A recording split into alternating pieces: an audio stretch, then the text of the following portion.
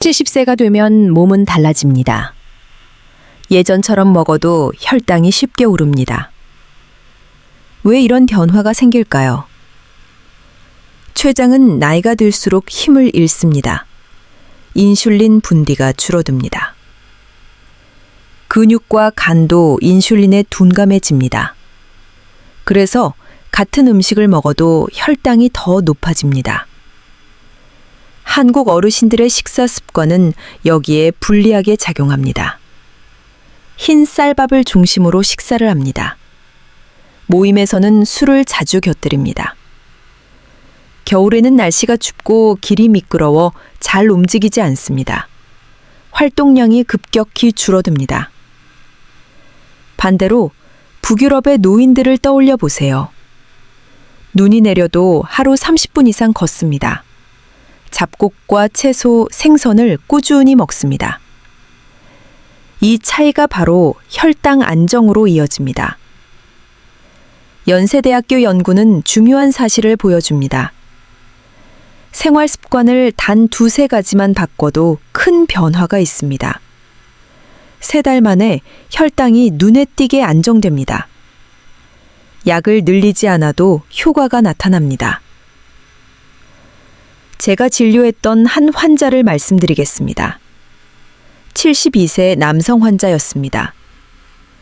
처음 오셨을 때 당화혈색소가 8.5였습니다. 식사와 운동 습관을 조금 바꾸었습니다.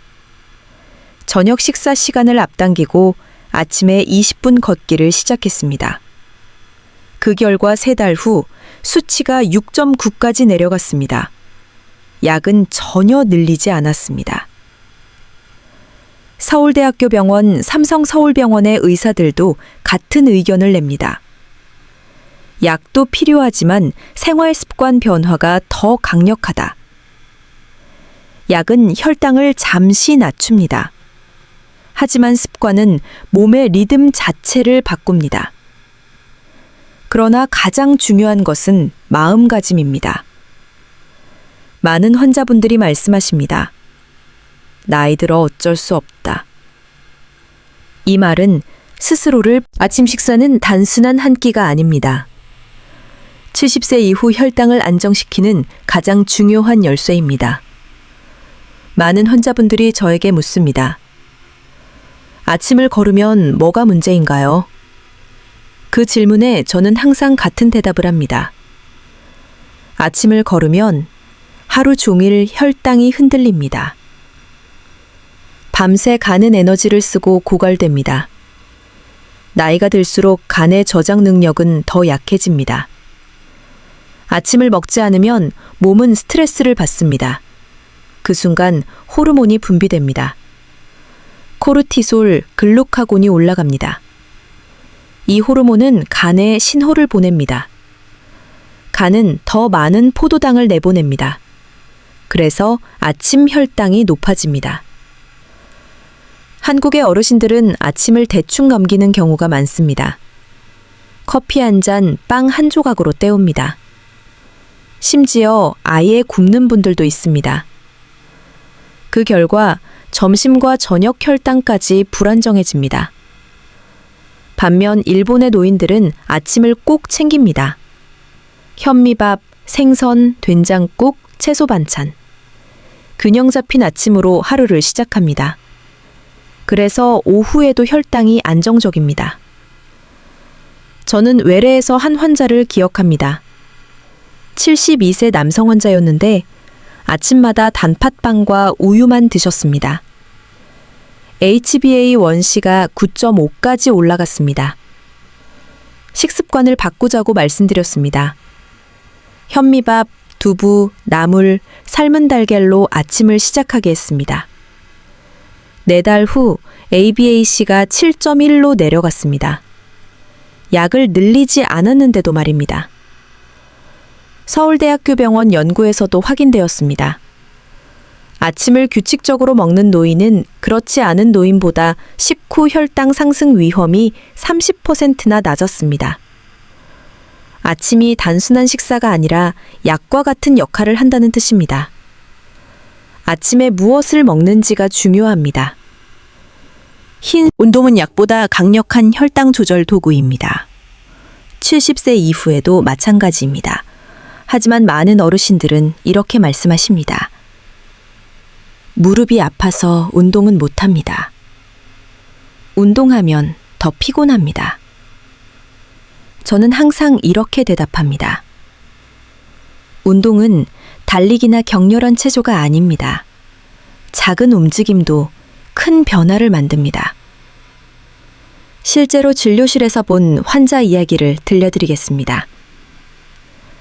75세 남성 환자분은 평생 운동을 하지 않았습니다. 혈당이 계속 불안정했고 ABAC는 8.8이었습니다. 제가 권한 것은 단 하나였습니다. 하루에 15분, 집 주변을 천천히 걸어보세요. 환자분은 처음엔 힘들어했습니다. 무릎이 쑤신다고 말씀하셨습니다. 그러나 꾸준히 이어가셨습니다. 2달 뒤 수치가 7.4로 내려갔습니다. 그분은 놀라며 저에게 말했습니다. 약을 바꾼 것도 아닌데 정말 걷기 덕분인가요? 저는 확신 있게 답했습니다. 맞습니다. 걷기는 최고의 약입니다. 연세대학교 연구팀도 같은 결과를 발표했습니다. 70세 이상 환자가 하루 30분 걷기를 꾸준히 했을 때 3개월 만에 공복 혈당이 평균 15mg/deci 낮아졌습니다. 약을 늘린 것과 맞먹는 효과였습니다. 운동의 힘은 단순히 혈당을 낮추는데 그치지 않습니다. 근육이 움직이면 포도당을 흡수합니다. 이 과정은 인슐린과 상관없이 일어납니다. 즉, 인슐린 저항성이 있는 노인에게도 강력한 효과를 발휘합니다. 북유럽 노인들의 사례는 유명합니다. 눈이 와도 길이 미끄러워도 걷기를 멈추지 않습니다. 이 습관 덕분에 한국 노인보다 당뇨합병증이 적습니다. 하지만 한국의 현실은 다릅니다. 많은 환자분들이 이렇게 말씀하십니다. 밤에 잠이 잘 안 와요. 자주 깨고 아침에 일어나도 피곤합니다. 70세 이후 수면은 단순한 휴식이 아닙니다. 혈당 조절과 직결된 중요한 요소입니다. 잠이 부족하면 몸은 스트레스를 받습니다. 그 순간 코르티솔이라는 호르몬이 올라갑니다. 코르티솔은 간에 신호를 보냅니다. 간은 더 많은 포도당을 내보냅니다. 그 결과 공복 혈당이 높아집니다. 저는 실제 환자분에게서 이 변화를 자주 봅니다. 74세 여성 환자분은 불면증이 심했습니다. 밤마다 2-3번 깨셨습니다. 아침 혈당은 항상 160 이상이었습니다.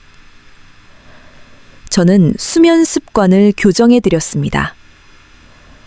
잠자기 전 TV와 스마트폰을 끊게 했습니다. 저녁 카페인을 줄이고 조명을 어둡게 하도록 했습니다. 2달 후 아침 혈당은 120으로 내려갔습니다. 약은 그대로였는데도 말입니다. 연세대학교 연구도 같은 결과를 보여줍니다. 70세 이상 환자 중 하루 6에서 7시간 숙면을 취한 그룹은 불면증이 있는 그룹보다 HbA1c가 평균 0.7 낮았습니다. 단순히 잘 자는 것만으로도 당뇨 조절에 큰 차이가 생긴다는 뜻입니다. 수면은 단순히 시간의 문제가 아닙니다. 질이 중요합니다. 깊은 잠, 안정된 잠이 필요합니다.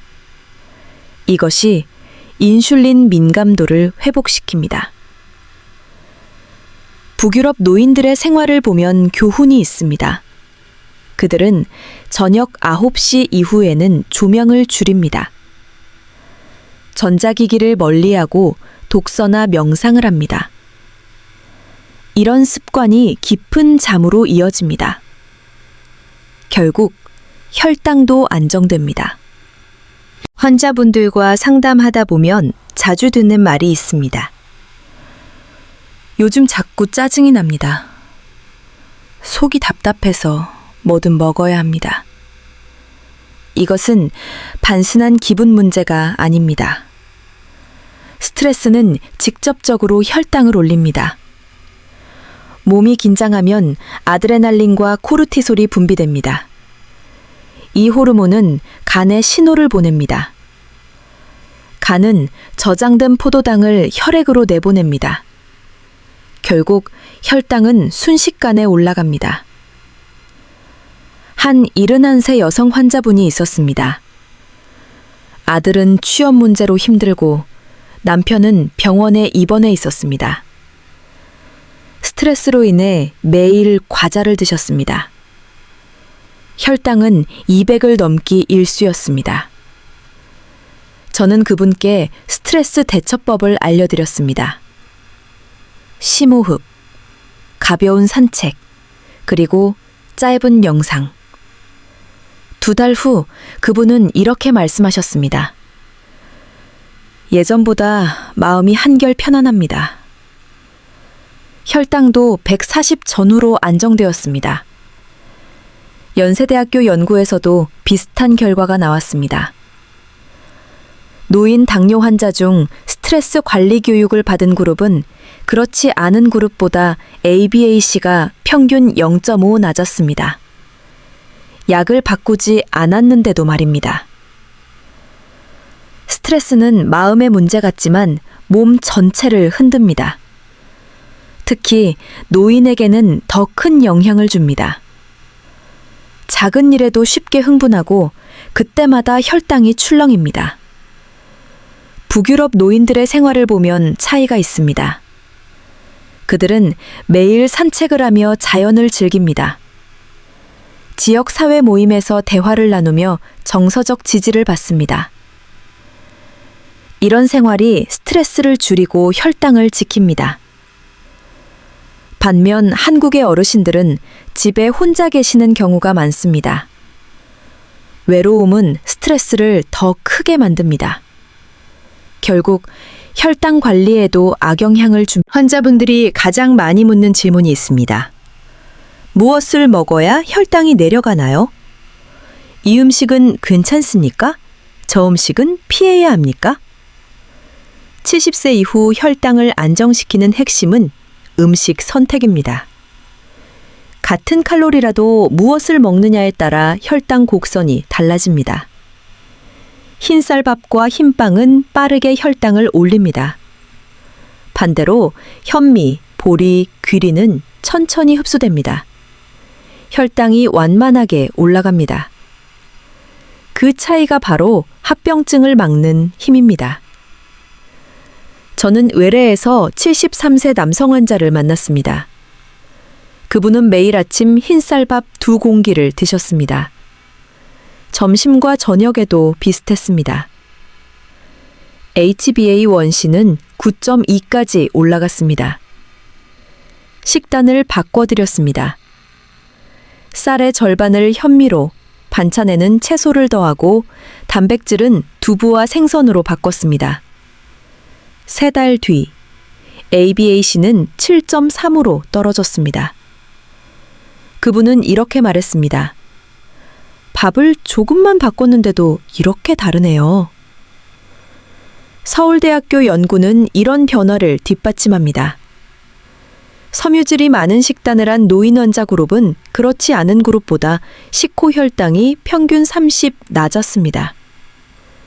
음식의 질이 양만큼 중요한 이유입니다. 한국의 현실은 아직 쉽지 않습니다. 많은 어르신들이 밥심을 고집합니다. 흰쌀밥을 줄이는 것이 힘들다고 말합니다. 저는 이렇게 권합니다. 밥을 없애는 것이 아닙니다. 조금 바꾸는 것입니다.